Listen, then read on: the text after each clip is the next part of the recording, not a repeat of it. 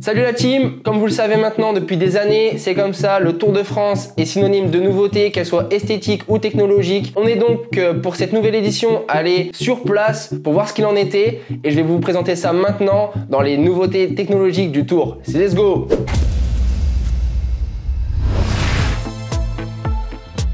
On commence direct avec l'une des grandes nouveautés de ce tour, c'est le vélo de l'équipe AG2R Citroën, le nouveau proto BMC. Bien qu'on avait pu l'apercevoir au Critérium du Dauphiné, il est enfin sorti avec une coloris un peu spéciale, marquée et stické Create Speed sur tout le cadre, ainsi que Red Bull Advanced. À mon avis, c'est parce qu'ils ont dû avoir un contrat avec la soufflerie de chez Red Bull.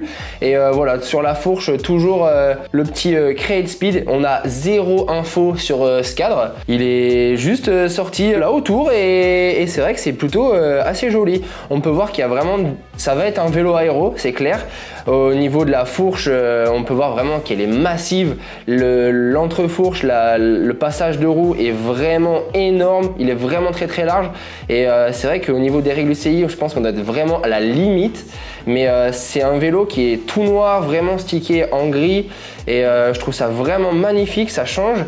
Et c'est vrai qu'en plus, en technologie supplémentaire, il est équipé du dernier groupe Campagnolo EPS.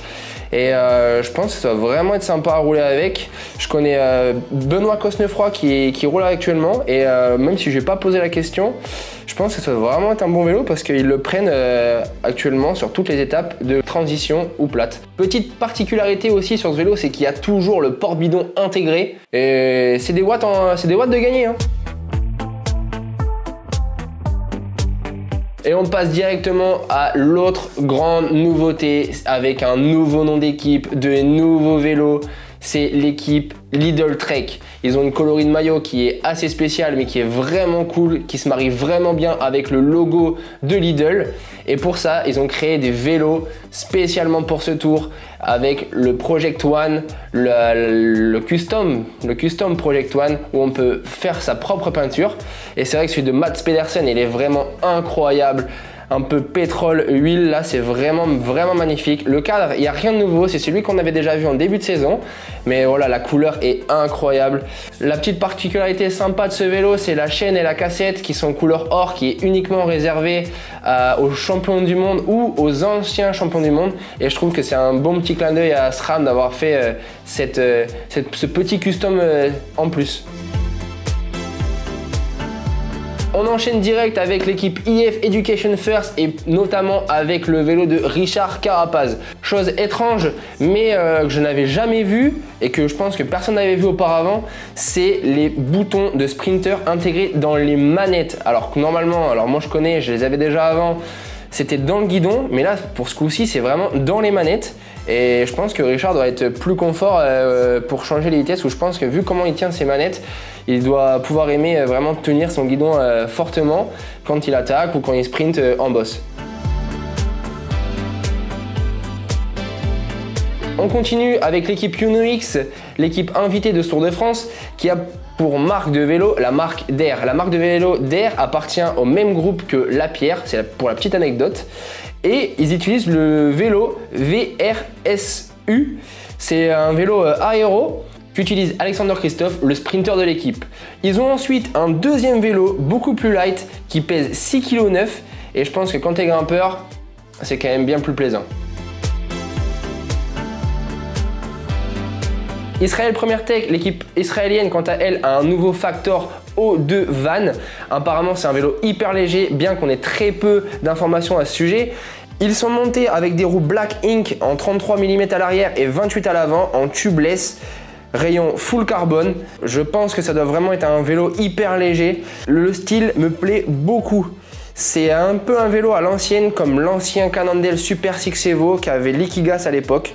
Et franchement le cadre, moi j'aime bien.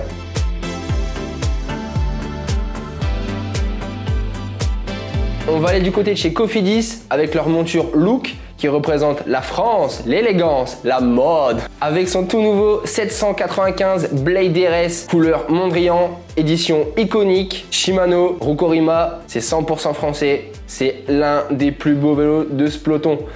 C'est clair et net, ils ont fait un boulot énorme sur le coloris, sur les formes du cadre, sur les composants. et vraiment c'est pour moi l'un des plus beaux vélos.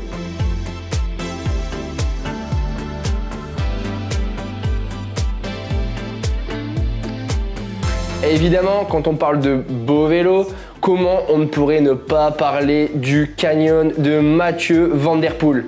Bon, il est blanc, il est très sobre, mais ça reste un superbe vélo. C'est honnêtement mon coup de cœur. De toute façon, parce que 1, c'est le vélo de Mathieu, et 2, c'est un Canyon, donc j'adore. Vraiment, comme on l'a dit, hein, très sobre. Il n'y a pas grand chose à rajouter, c'est toujours les mêmes cadres, toujours le high rod, toujours en Shimano. On peut noter quand même qu'il y a une petite selle à son nom. Il a d'ailleurs les chaussures Shimano à son nom, c'est quand même incroyable.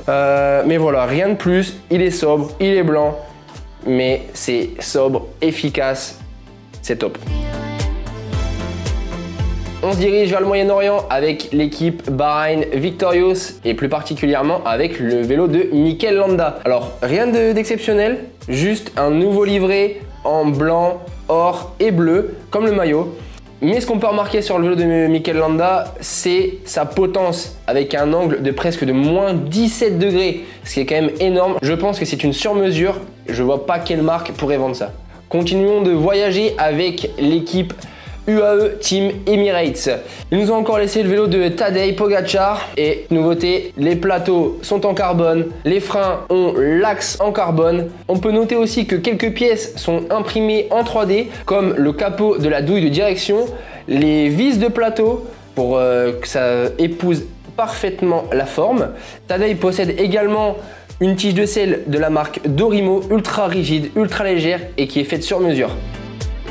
Et pour achever cette vidéo, on va se diriger dans l'équipe Jumbo Visma avec le vélo de Jonas Vingegaard. Particularité de ce vélo, le fait qu'il soit en monoplateau, 52 ou 50, ça dépend des étapes. Mais grosse question, c'est d'où sort cette cassette? On a une cassette en départ 10, mais qui finit en 36. On sait que SRAM ne fabrique pas de 10-36 en modèle SRAM Red, et je pense pas que ce soit une SRAM Force pour une question de poids. C'est probablement un prototype ou un signe que un nouveau groupe SRAM Red arrive incessamment sous peu.